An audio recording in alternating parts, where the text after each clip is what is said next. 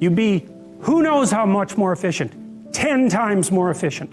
20 times more efficient. That's the Pareto distribution. You have no idea how efficient people get. It's off the charts.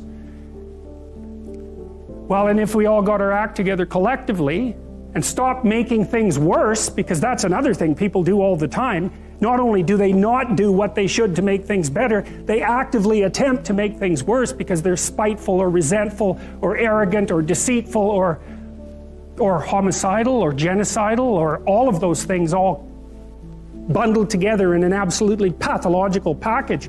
If people stopped really trying just to make things worse, we have no idea how much better they would get just because of that. So there's this weird dynamic that's part of the existential system of ideas between human vulnerability, social judgment, both of which are major causes of suffering, and the failure of individuals to adopt the responsibility that they know they should adopt. It isn't merely that your fate depends on whether or not you get your act together and to what degree you decide that you're going to live out your own genuine being. It isn't only your fate, it's the fate of everyone that you're networked with. And so, you think, well, there's 7 billion people in the world. We're going to peak at about 9 billion, by the way, and then it'll decline rapidly, but 7 billion people in the world, and who are you? You're just one little dust mote among that 7 billion, and so it really doesn't matter what you do or don't do, but that's simply not the case. It's the wrong model, because you're at the center of a network. You're a node in a network. Of course, that's even more true now that we have social media. You'll know 1,000 people, at least over the course of your life, and they'll know 1,000 people each, and that puts you one person away from 1 million, and 2 persons away from 1 billion. And so that's how you're connected, and the things you do, they're like dropping a stone in a pond. The ripples move outward, and they affect things in ways that you can't fully comprehend, and it means that the things that you do and that you don't do are far more important than you think. And so if you act that way, of course, the terror of realizing that is that it actually starts to matter what you do, and you might say, well, that's better than living a meaningless existence. It's better for it to matter. But I mean, if you really asked yourself, would you be so sure if you had the choice? I can live with no responsibility whatsoever. The price I pay is that nothing matters.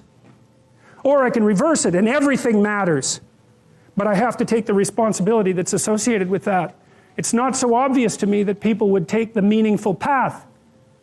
When you say, well, nihilists suffer dreadfully because there's no meaning in their life and they still suffer. Yeah, but the advantage is they have no responsibility. So that's the payoff, and I actually think that's the motivation. Say, well, I can't help being nihilistic. All my belief systems have collapsed. It's like, yeah, maybe. Maybe you've just allowed them to collapse because it's a hell of a lot easier than acting them out.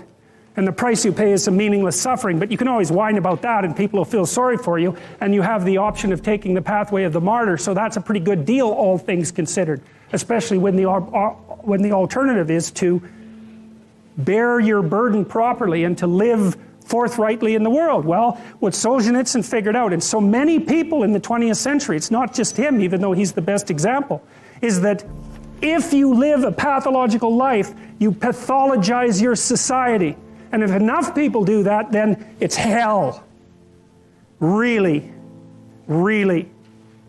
And you can read the Gulag Archipelago if you have the fortitude to do that, and you'll see exactly what hell is like. And then you can decide if that's a place you'd like to visit, or even more importantly, if it's a place you'd like to visit and take all your family and friends. Because that's what happened in the 20th century.